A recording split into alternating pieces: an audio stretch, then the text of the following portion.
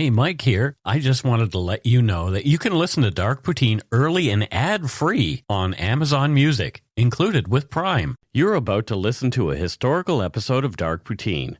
After episode 149, you will find Scott is no longer with the show.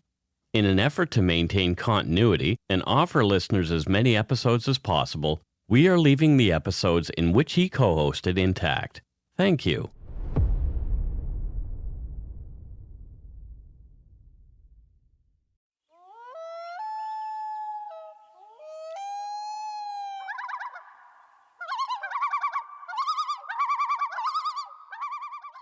Welcome to Dark Poutine. I'm Mike Brown, creator and host. With me, as usual, is my good friend co-host, Scott Hemingway.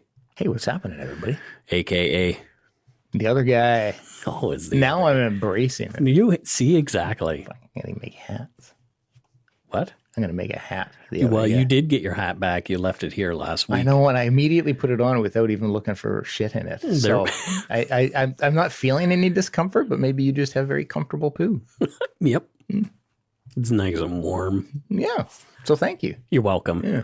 Dark Poutine is not for the faint of heart or squeamish or those who don't like talk about poo, as our content contains mature themes, harsh language, and graphic descriptions of violent crimes. Listener discretion is strongly advised.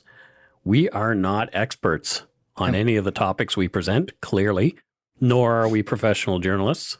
We're just two regular Canadians interested in true crime and the darker side of history. Totes. Totes my goats. Let's get to it. Put on your toque, grab yourself a double-double and a Nanaimo bar. It's time to scarf down some Dark Poutine.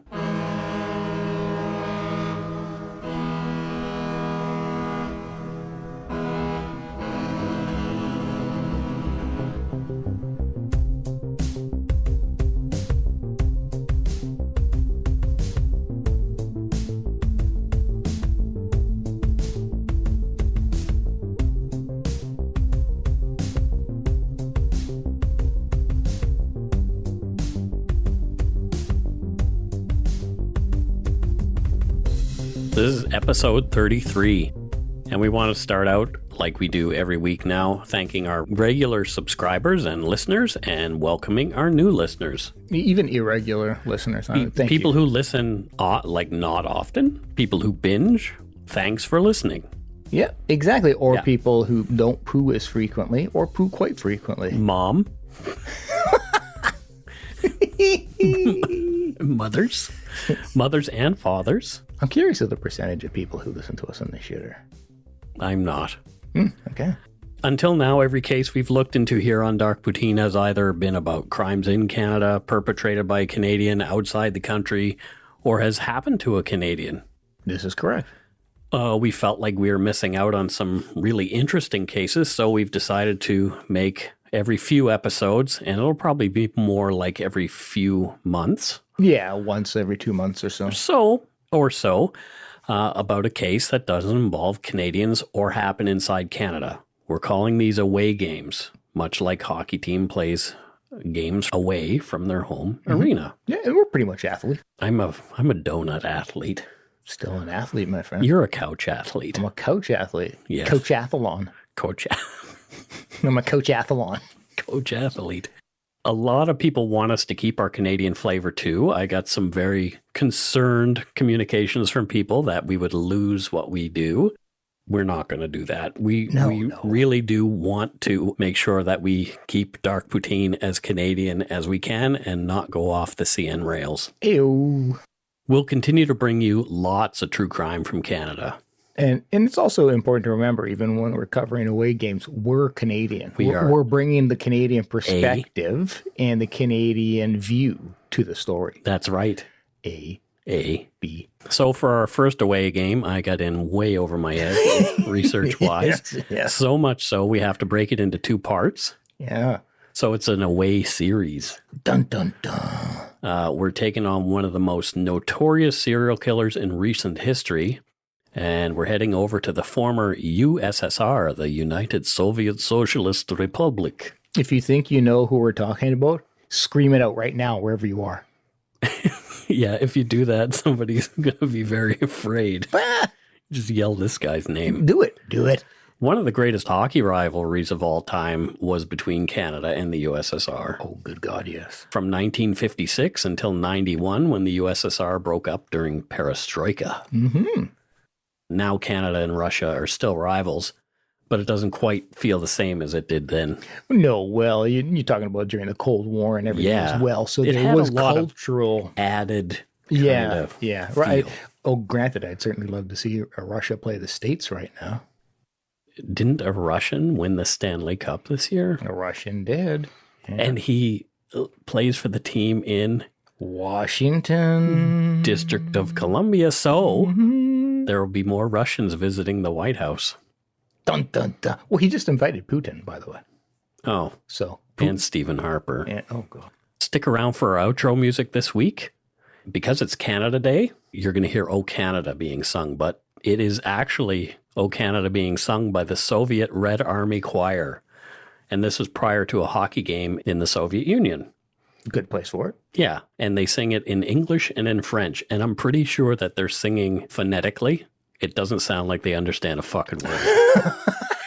Sounds great. Well, let's get to our case. Between 1978 and 1990, one of the most prolific and brutal serial killers in history stalked, raped, murdered, and mutilated as many as 56 children, teenagers, male and female, as well as young women. He even ate parts of some of his victims.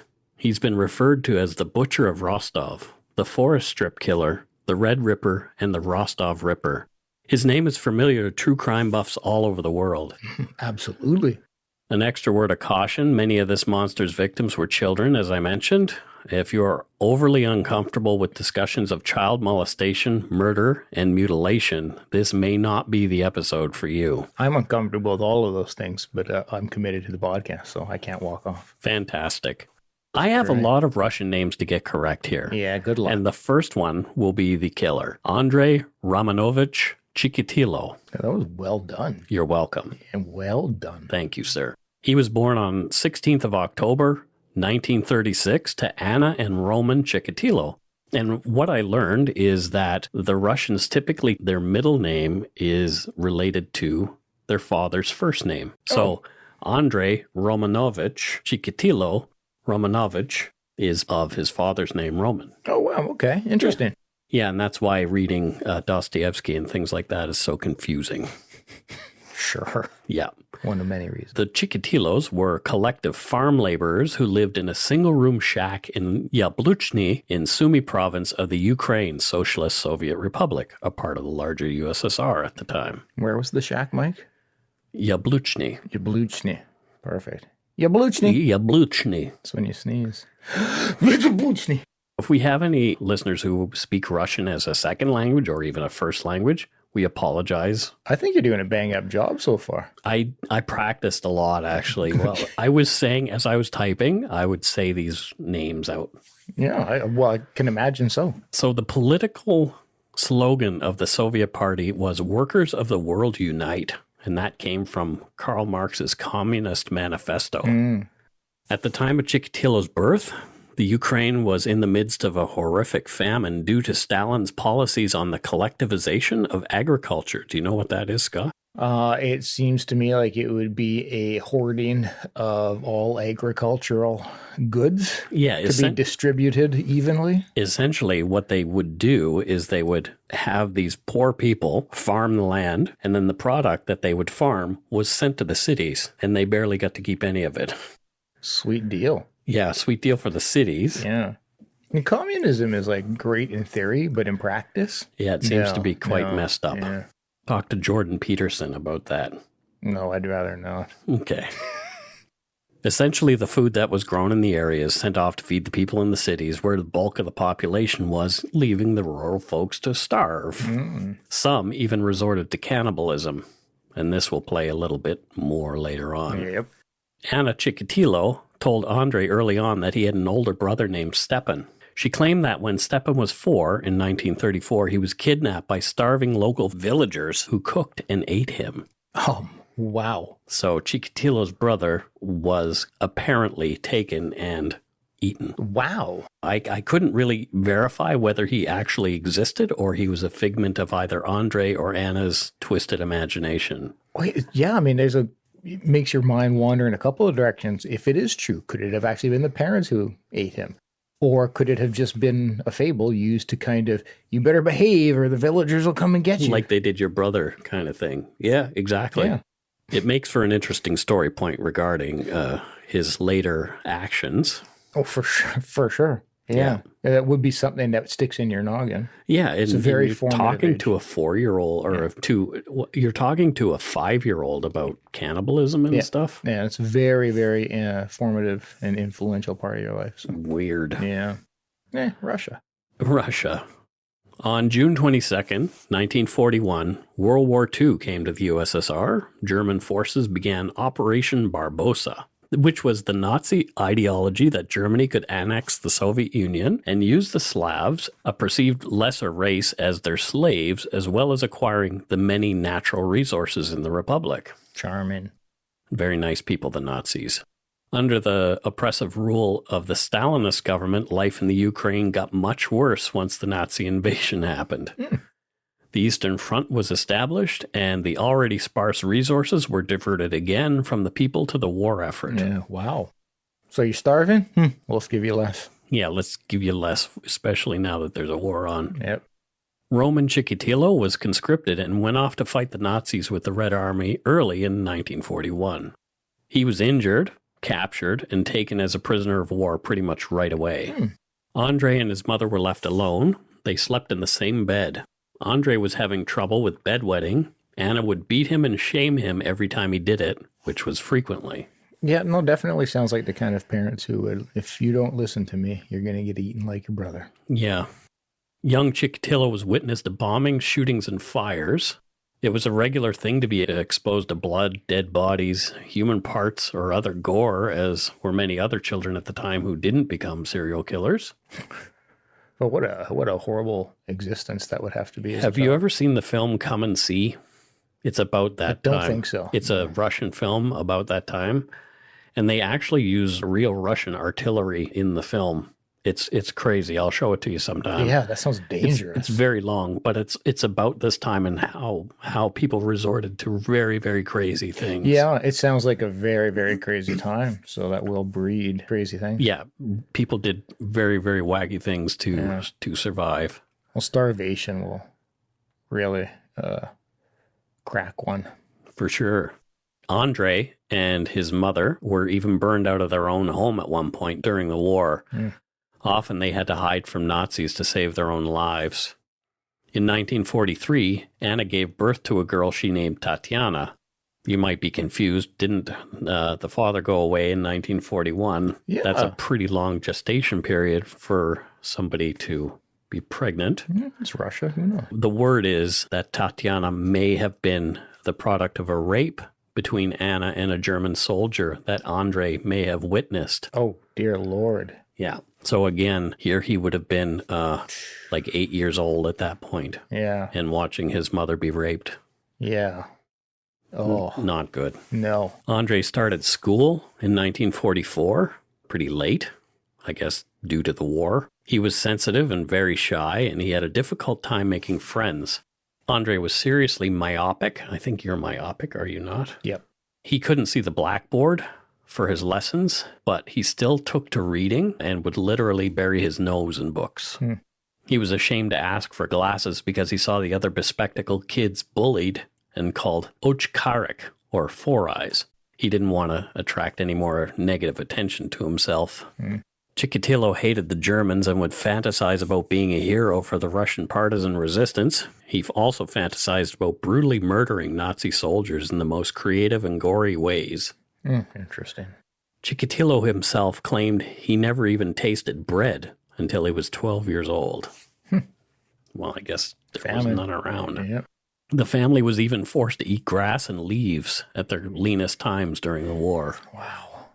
In 1945, Roman Chikatilo was liberated from the concentration camp he'd been in by American GIs. He returned home. He came with a horrific case of TB as well. Roman would lie on the floor moaning and coughing up blood. Jeez. Although Andrei had prayed for his father's return, Chikatilo's classmates told Andrei his father was a coward, having been captured by the Nazis so early in the war. No doubt about it. He's had a pretty rough childhood. He absolutely had a shitty early life. Definitely shitty. Jeez. I could see how somebody would develop a real anger. It would be impossible to not be traumatized now. Right. We've both been through trauma, and neither of us are serial killers, as far as I'm aware. Dun, dun, dun. I don't eat people, nor do I kill them. Me neither. I talk about people eating people and killing people. Yeah, kind of the same thing. Not really. No, totally different. Chikatilo's teachers were impressed with his interest in the Communist Party, and he voraciously read everything he could on the subject. He loved Chekhov and Dostoevsky as well.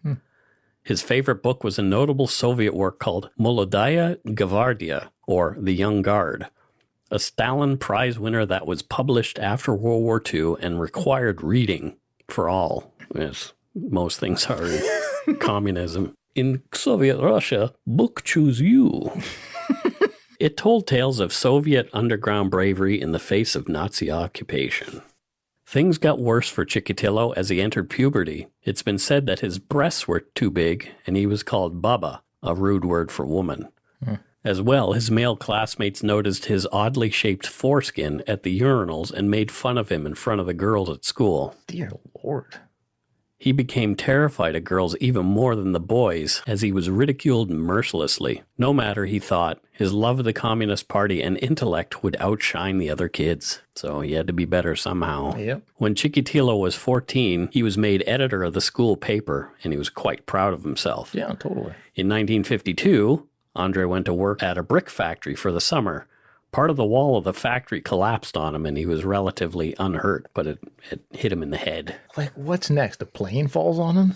My God. Exactly. In 1953, when Stalin died, Chikatilo tearfully read the obituary from Pravda for his classmates. And, Pravda is the main... The propaganda machine. Yeah, the propaganda newspaper. Also that year, Chikatilo failed the entrance exam for the law school at Moscow State University. Disappointed, he signed up for a course in communications engineering at a local technical college. What happened next was definitely formative toward Andrei's later life. This is from Peter Conradi's book, Red Ripper. Quote, in the spring of 1954, a few months before he turned 18, Chikatilo was at home when the doorbell rang. It was Tanya Bala, a friend of his younger sister Tatiana. Tatiana's not here, he said, walking over to her. She'll be back soon. That's a shame, the girl replied, but made no attempt to move. Chikatilo looked at her body, at her short skirt, and the few inches of thigh visible above her stockings. She was only 13, but she looked much older as she stared back at him, straight into his eyes. He suddenly felt aroused and walked toward her. She stood her ground, not even flinching, as he grabbed her by the arms and pushed her down onto the grass. Neither of them took off their clothes. Certainly they did not try to have intercourse. Instead, they just lay for a few minutes together on the ground, pressed closely together. Even so, he felt ashamed afterwards. He wanted to save himself for marriage, apparently. A straight up guy. That's a close quote, yeah. Yeah, so his first sexual experience was him pouncing on a 13-year-old girl. Yeah. And he was 18. Yeah. Right? Yeah. Yeah. He does not have healthy sex imagination. No. Yeah, he doesn't, whatever. Yeah. It doesn't get better. I would imagine not, knowing his future. For a work experience, he was sent by the Young Communist League to a city in the Urals. And what city? Because I'm not pronouncing that fucking name. No way. Nizhny Tagil. Look at that, Mike. Okay, I did it. You nailed it. He tried to have sex with a few local girls, but he had trouble achieving erections from normal sexual activity. Oh, God. He was again embarrassed and humiliated. The girls would mock him for his poor performance. Mm-hmm. Those darn girls. Yep. It's all their fault. Always. He's like the pioneer of incel. Yeah, he's pretty much an incel. Yeah. Yeah. In 1957, Andrei joined the army and spent 3 years there. Oh, that must have gone well. Great. He didn't get along with the other soldiers, and he didn't like army life very much. Couldn't have seen that. Because he had trouble with women, some of the other soldiers even called him a homosexual, which was very much frowned upon at the time, and actually kind of still is in Russia. Is this true? Yeah. Yeah. During his time in the army, Andrei had an experience with a girl on a date who felt he was getting too close too fast. She tried to pry herself away from him, but he held on tightly for a few moments, relishing the feeling of power as the girl squirmed. The girl was upset with him, but he enjoyed himself. Well, that's exactly how it's supposed to be, Chikatilo. Yeah, you want the girls to be upset when you hug them. Yep. That's a sign of serial killer success. No, that's a sign of, like, she doesn't like you. Oh, noted. Okay. Yep. In 1960, Andrei Chikatilo moved back home and took up a job as a telephone engineer. Andrei's sister Tatiana knew Andrei was shy and lonely. She began to look for someone to set him up with. His sister sounds nice. She introduced him to her friend, Faina, who was 3 years younger than Andrei, and Faina did not find Andrei particularly attractive, but she liked that he was shy and not always trying to have sex with her. Oh. She also liked that he didn't drink excessively as many of his peers did. He didn't drink that much at all. So the two were married in 1963. Why, you know, she tolerates me. She settled well. She settled well. Well, you know, he hasn't tried to hurt me yet, so I'll go with him. Chikatilo never enjoyed sex with his wife and treated it like another household chore. Something must have worked at least twice. They had their first child, a daughter named Lyudmila, in 1967, and in 1969 they had a son named Yuri. Classic Russian name. Although he loved his children, he struggled in his marriage to Faina. He resented her as she made his sexual failings stand out. He became depressed, and at the same time he was having sexual fantasies that were increasingly dark and deviant. Perhaps more education might help. Andrei enrolled in liberal arts university in Rostov, studying literature and Russian philosophy. He graduated in 1971. He found a job as a Russian teacher. In a town nearby with an unpronounceable name. I didn't even write it down. I just didn't want to try it. I'm like curious. It's all like Z's and X's? Pretty much. Yeah. Backwards R's. Andrei was not a good teacher. He was shy and he had no classroom presence or charisma. The students did as they pleased, as Andrei was unable to enforce any kind of discipline. He was not very respected among the teachers either. They found him brooding and grumpy. He would tattle on his peers to the school director whenever he could. Again, he did not fit in. Yeah, I don't think there's anywhere that he does fit in. He doesn't do himself any favors. No. At all. No. He's just an asshole. Maybe bring them all a coffee to work. Like, not like tattle on them. Little boy wanted to open lemonade stand. He was executed. He started to have some obsessions, and they began to dominate him. He became attracted to young girls. Oh, no. As he felt he could overpower them physically and intellectually. These two things were a terrible combination. Some of the students who lived far outside of town boarded at the school. Chikatilo would show up at the dormitory to, quote, check up on them as they were preparing for bed, often just in time to see them in their underwear. Oh, God. In May of 1973, on an outing, Chikatilo went swimming with some students. He grabbed a 15-year-old named Luba around the hips and began to fondle her. The girl screamed, which aroused Chikatilo, so he fondled her more. She screamed so much her classmates came to her rescue. Chikatilo was not disciplined for this molestation. Oh, God. A month later, he grabbed 14-year-old Anya, who had stayed after school for tutoring at his suggestion. He began beating her on the back and buttocks with a ruler. She too squirmed and screamed and tried to get away. Chikatilo held on tight, hitting her with the ruler until he ejaculated in his pants. He then let go of Anya and left the room. Oh, fuck. Anya jumped out the window and ran home to tell her parents. Again, there was no discipline for Chikatilo for this assault either. Jeez, that just reinforces that this is a good thing for him. No punishment.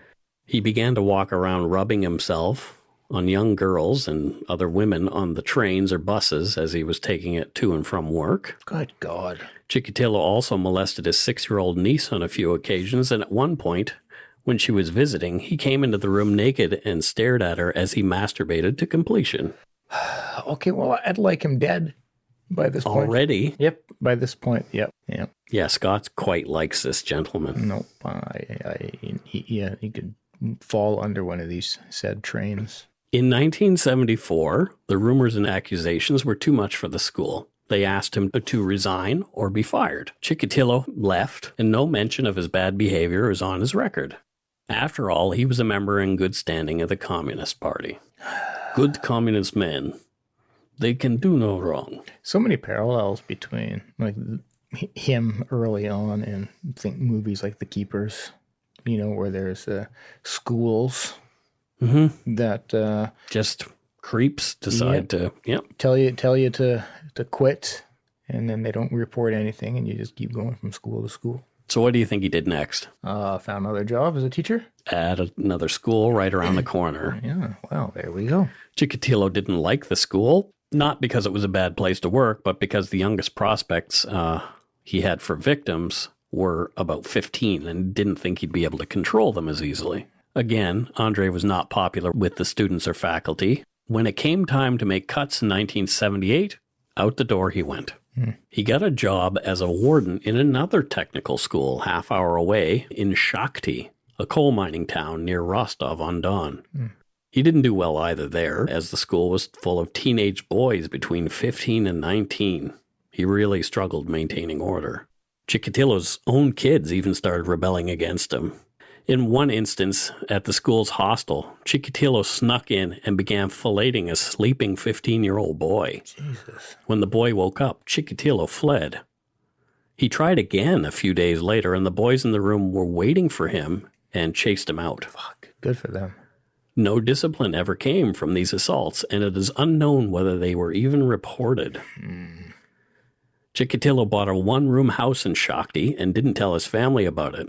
The hovel only cost a few hundred rubles, and Faina thought he was living in the teacher's quarters at the school through the week. Jesus Christ. Bought a house without telling his family. Yeah. Like, wow. So he would lure down-and-out drunkards and prostitutes to the shack and attempt to have sex with them, but he was rarely successful because he couldn't make his thing work.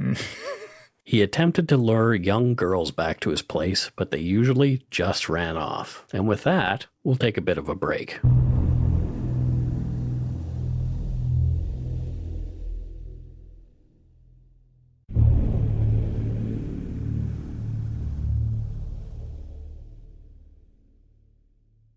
On December 22nd, 1978, at around 5 p.m., a 9-year-old girl named Yelena Zakotnova was walking along the street and was spotted by Chikatilo.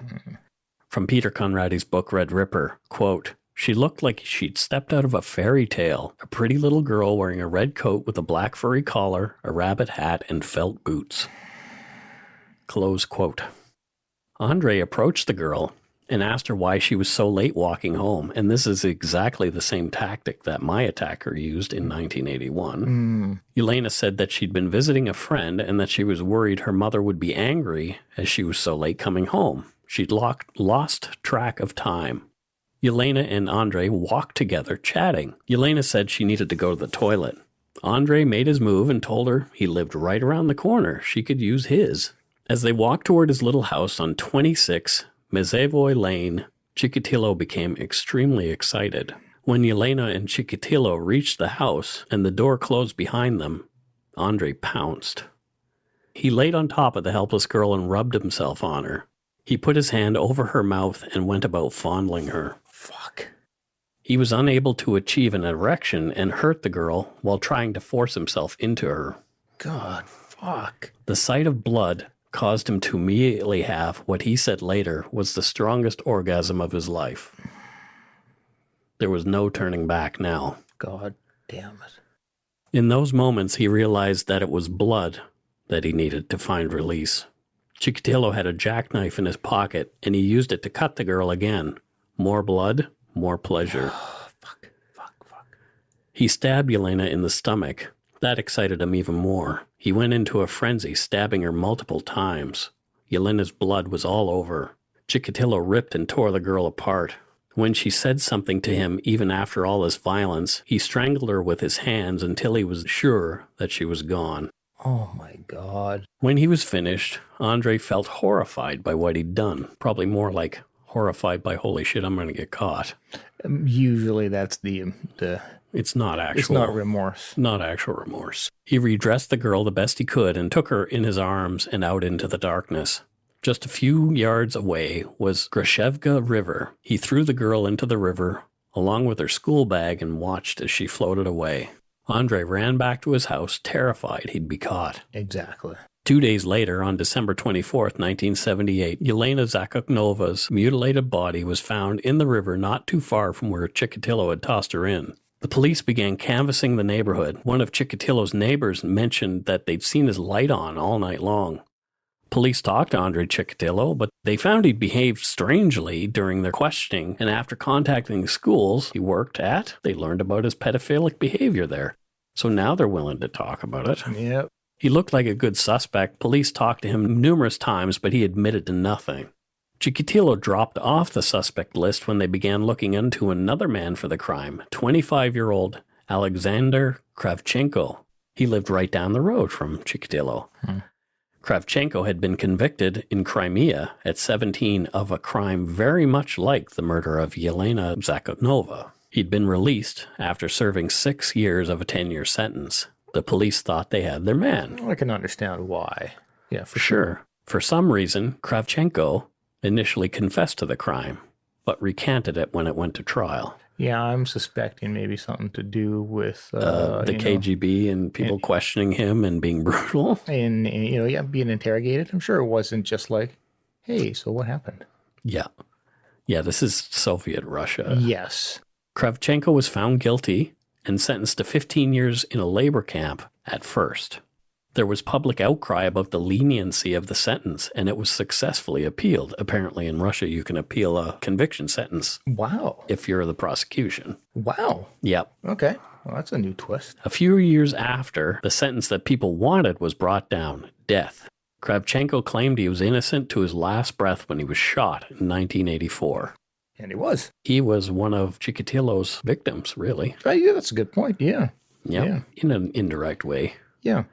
He innocent of that crime, but he certainly wasn't an innocent individual. No. He murdered somebody. Yeah, definitely. But, He'd done something before. But this was not the crime he was executed for. No. Chikatilo would later admit to Yelena Zakotnova's murder as his first. For nearly 3 years after his first murder, Chikatilo fought the urge to kill again, but as with most secret obsessions, he was soon consumed by thoughts of mutilating someone else. Yeah. He started working as a supply clerk, but lied to people saying he was a teacher if he was just meeting them for the first time. I guess he was embarrassed of working as a supply clerk. I guess so. He would go to Rostov Library and stare at girls while pretending to read the newspaper. It was here on September 3rd, 1981, that Andrei Chikatilo met 17-year-old Larissa Tachenko. She was outgoing and popular with boys, but she also had a rebellious streak. She'd stay out past curfew, dating older men from the military base near her dorm. Chikatilo told her he wanted to take her for a bite to eat at a local restaurant, and she agrees to go along. She even agreed to go with him to a quieter spot so they could be alone in the forest near the Don River. The 45-year-old Chikatilo thought that she, this young 17-year-old girl, would be into having sex with him. But when he grabbed her and started fondling her, she fought back. This turned him on even more. He put one hand over her mouth, and with the other, he beat her in the head. When she was stunned, Chikatilo choked the life out of Larissa, and after she was dead, he began biting her body, mutilating it, biting off one of her nipples completely.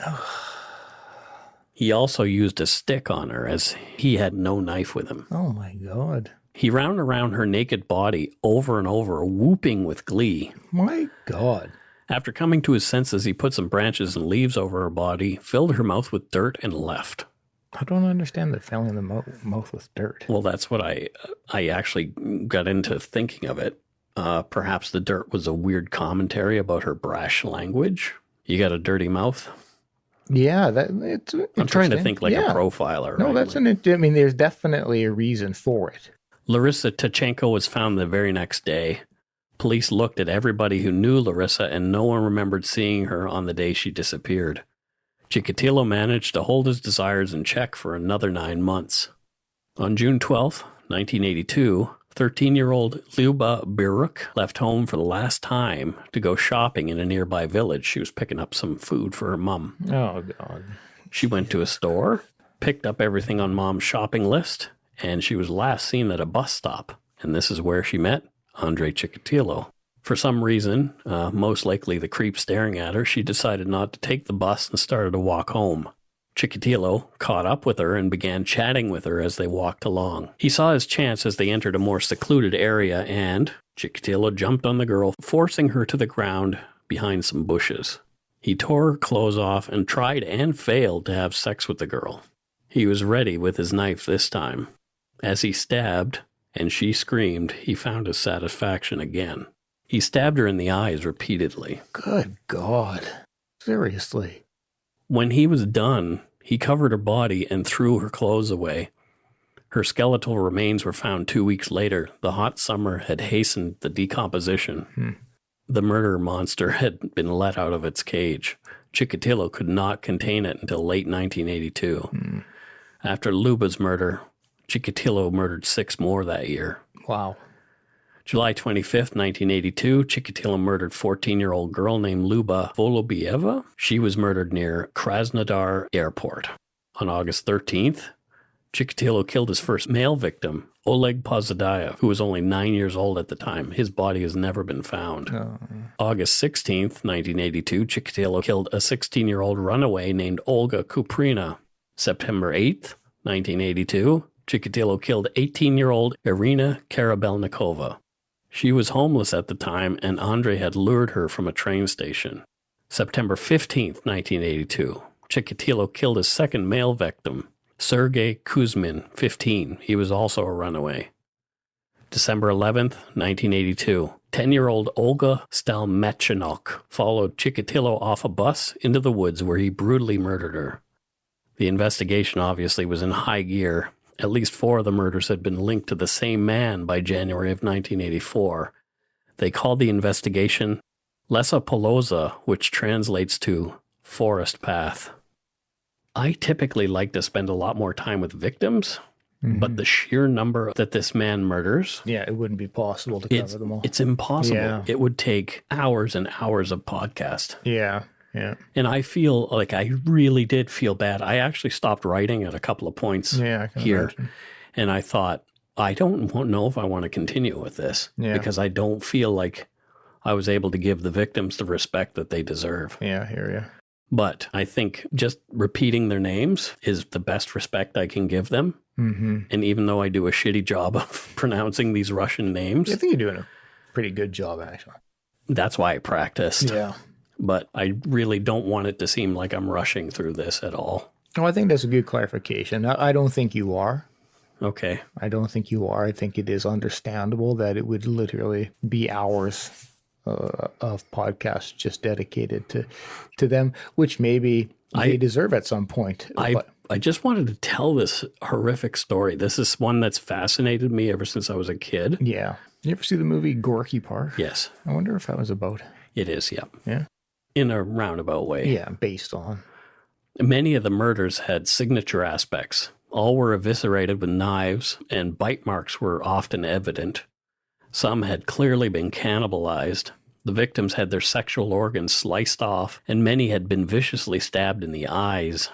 From Peter Conrady's book Red Ripper, quote, according to one theory, the murderer believed the old wives' tale that a dead person's retinas somehow retain the last image they'd see before death. In this case, the face of their killer. Another more likely theory was that the killer was so ashamed of what he was doing, so unwilling to come to terms with it, that he tried to avoid the gaze of his victims. Blinding, or at the very least blindfolding them, was the only way. End quote. Interesting theories. Yeah, pretty fascinating. Yeah. This book is quite good. I'll link to it in the into the show notes. The killer had gone quiet again. After 8 murders, Chikatilo took a break for the winter. It was simply too cold to kill the way he had outdoors, and it was too much work to lure his victims indoors. He liked the freedom he felt when killing outside. He could spend the time he liked with his victims. Once the weather warmed up, he began obsessing again. It was time to hunt. In 1983, between June and December, Chikatilo killed 8 more people. 8 more in 1 year. Yeah. Sometime after June 18th, 1983, a 15-year-old Armenian runaway named Laura Sarkeesian was murdered in the woods near Shakhty train station. Chikatilo was later cleared of this murder in his trial, but it was assumed she was actually one of his victims. He confessed to it. Oh. But they didn't have the the evidence to convict, yeah. In July of 1983, Irina Dunenkova, 13, was found dead and mutilated in a Rostov park. This intellectually challenged girl actually knew Chikatilo and had been to his house prior to her murder. She was the only one of his victims who had ever met him before, but they did not connect him to the crime. Also in July 1983, a 24-year-old homeless mother of two, Ludmila Kutsyuba, was killed near the Shakti bus stop. Her body was not found until the next spring. It's the oldest one so far. So far. Yeah. On August 9th, 1983, Chikatilo killed his youngest victim, 7-year-old Igor Gudkov. He was also found in the same park as Irina Dunenkova. It was with this murder that the investigators realized their killer was murdering both females and males. Because even to this day, that's unusual. fairly rare. Yeah, and the age ranges being so vast. Yeah. Chikatilo killed an unknown woman after luring her from a bus stop sometime in August. She's never been identified. How sad is that? Very. Jeez.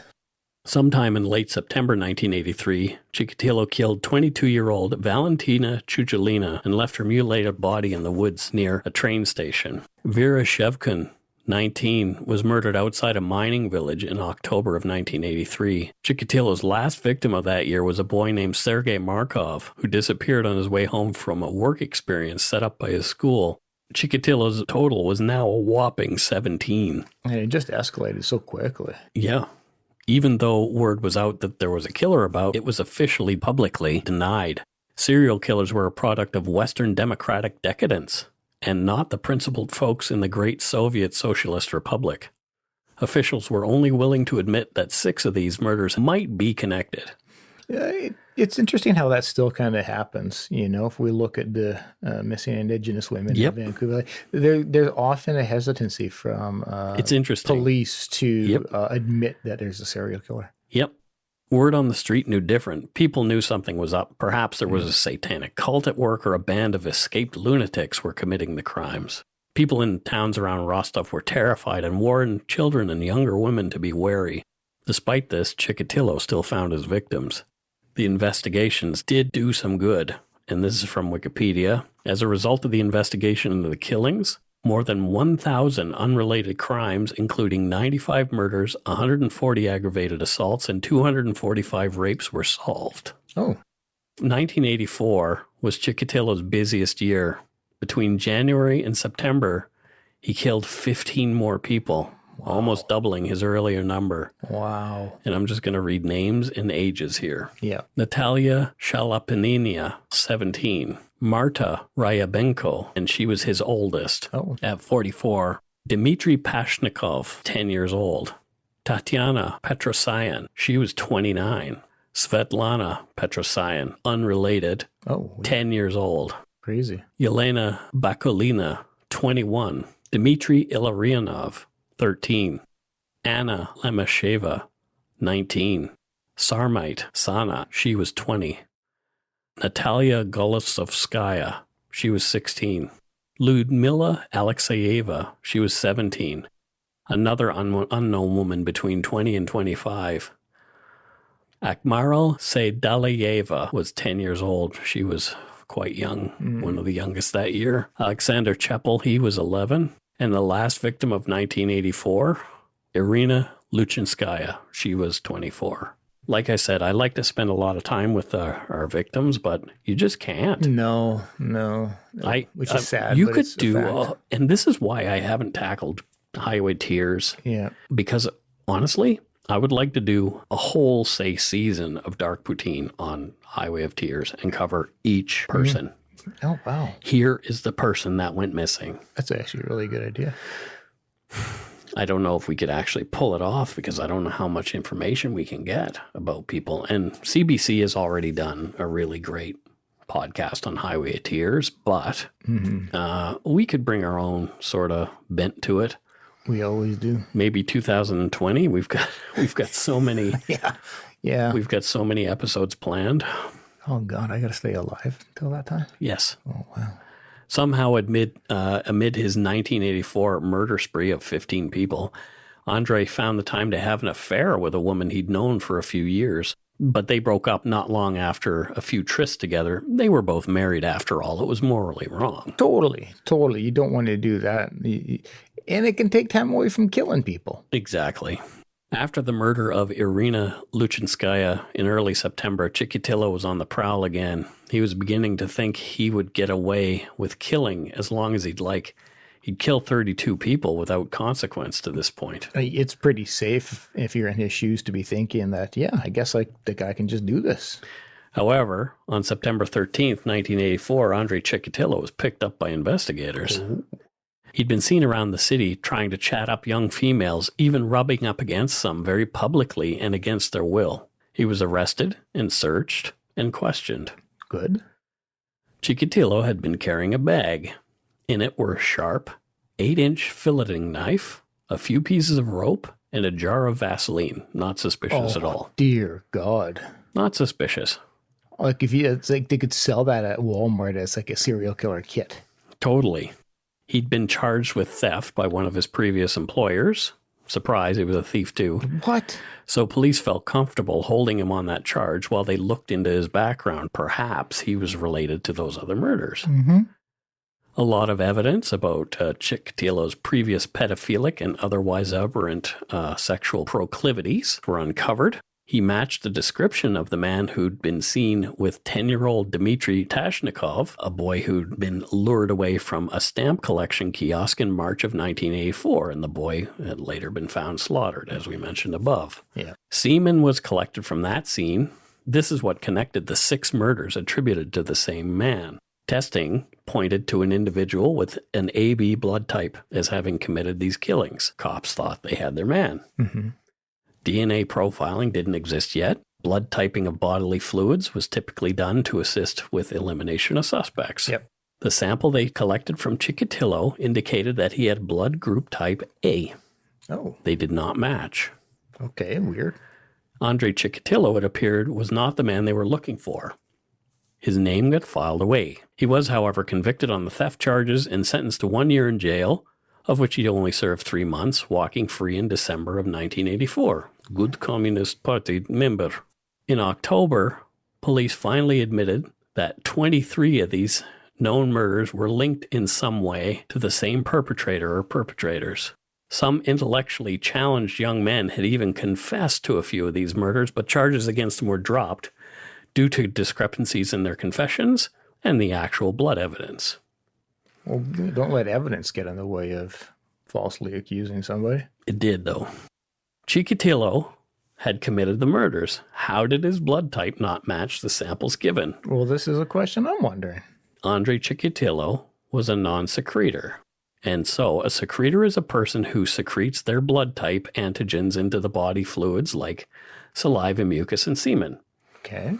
20% of the population are non-secretors, roughly. A secretor's body puts their blood type into the body fluids. A non-secretor will not, so it'll be misleading. Wow. For the time being, he'd gotten away with more than 36 murders. Holy shit. So he was off their radar. Yeah. Oh, his blood does not match. Holy shit. Yep. It's crazy. You got the guy, but... Yep. In our next episode, we'll get into Chikatilo's next 20-plus murders, more of the investigation, his capture, and the aftermath. And this has been an interesting case to cover. There are many books and documentaries about Chikatilo. Everybody pretty much does this guy, so I just wanted to get him out of the way. It was really tough to sort through the blatantly made-up garbage that some people present as fact. Oh, really? On this guy. Yeah? There was a lot of junk.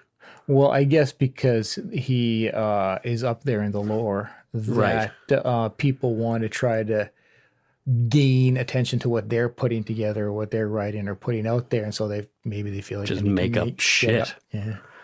Make it so more salacious than it already is. I find this over and over again in the more well-known true crime cases, probably for the reasons you mentioned. Yeah. I don't believe the majority of the misinformation is malicious or intentional. It could be just people who are researching cases choose a single source of truth and just go with that. Yep. Rather than doing the tough work of actually cross-checking, which I try to do. Or in some cases, they just make things up. Yep. Yep. I mentioned at the top of the show that we're not journalists, but out of respect for everyone involved, we always try to ensure that we do the most thorough research possible. Yeah, we certainly aren't journalists, but we're very, very we try to sensitive to the people we're talking about. And two of the books that I found were well-researched with lots of cross-references are Robert Cullen's 1993 book, The Killer Department, Detective Viktor Burakov's 8-year hunt for the most savage killer or serial killer in Russian history, and Peter Conrady's book, which I've mentioned multiple times. We've quoted it here. It's called The Red Ripper, Inside the Mind of Russia's Most Brutal Serial Killer, and that was written in 2016. Pretty recent. Yes. Happy Canada Day. It's going to be Canada Day this weekend. I don't know what Carol and I are going to be up to. Are you and the kids doing anything special? I haven't even thought past today, really. Yeah, you guys are having a little rough time. Yeah, we've got some family stuff. Issues. Yeah, we may not be able to do an after show every week because Scott's got some real family issues going on. So there may be some weeks we'll do them on the off week. Yeah, I'm sure that as my family issues progress, people will learn more. But right now, it's just trying to keep it private. Yep. So before we go, we want to mention our Patreon patrons. We have 3 new ones to mention this week. Heather Poirier from Surrey, British Columbia. Yeah. In fact, 2 doors down, Heather. Yes, not 3 doors down. Not to be confused with that terrible band. Yes, Heather. And she's a $5 subscriber now, so she can listen to our banter in the after show. And might I recommend for any locals, this is the person you want to go to get your hair done. Design Tech. Absolutely. In Richmond. She was my hairstylist until I just resigned to the fact I'm going bald and started shaving my head. But she cuts Carol's hair. She cuts my hair. No, she's fantastic. She's great. Great person. So, hit her up. HP Styles on Instagram. On the Instagrammies. Yeah. So, seriously, she's really good. Heather is awesome possum. And she's also mentioned us in a few other true crime podcast groups. My Favorite Murder, she's mentioned us there. And so that drew us some listeners. Sweet. She's awesome people. Heather, you are awesome. Jen Creelman from Vancouver, British Columbia, and I'm wondering if she is some relation to our Morgan Creelman. It's got to be. I would say, but there's a lot of Creelmans in Vancouver. I know a few. Yep. Oh, okay. And Tanya Mina from Toronto, Ontario. Some Canadian representation going on today. Exactly. Sweet. I don't know, Tanya, are you going to be at the event on July 22nd put on by the Canadian True Crime Podcast? Because I am going to be there. So if you want to meet me, we can shake hands. Tanya, it's a trap. You can meet my wife too. She's good. And my wife's cousin, who knows Bruce MacArthur. All a part of the trap. All a part of the trap. Don't do it, Tanya. Yeah, she might regret it. I don't know. No, go do it. You'll have a fun time with Mikey. Thanks so much for your pledges. We really appreciate it. If you want to donate to us, you can do so at patreon.com/darkpoutine or send us some donut money via PayPal or at our email, darkpoutinepodcast@gmail.com. Check out our website, darkpoutine.com, for show notes and other cool stuff. Follow us on Facebook, Twitter, and Instagram. Just search for Dark Poutine and tell your friends.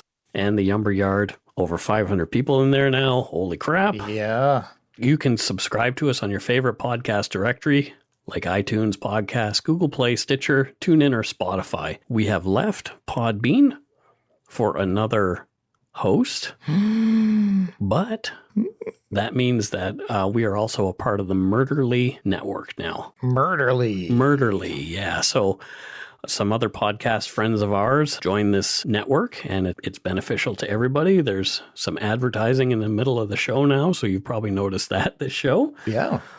Sometimes it'll be just ads for other shows, and then sometimes it'll be actual ads. If it helps us earn some money, it helps us keep doing this. And we want to keep doing this. And we definitely do. Don't forget to be a good egg and not a bad apple. Bye-bye, everybody. Now you can listen to "O Canada," sung by the Red Army Choir.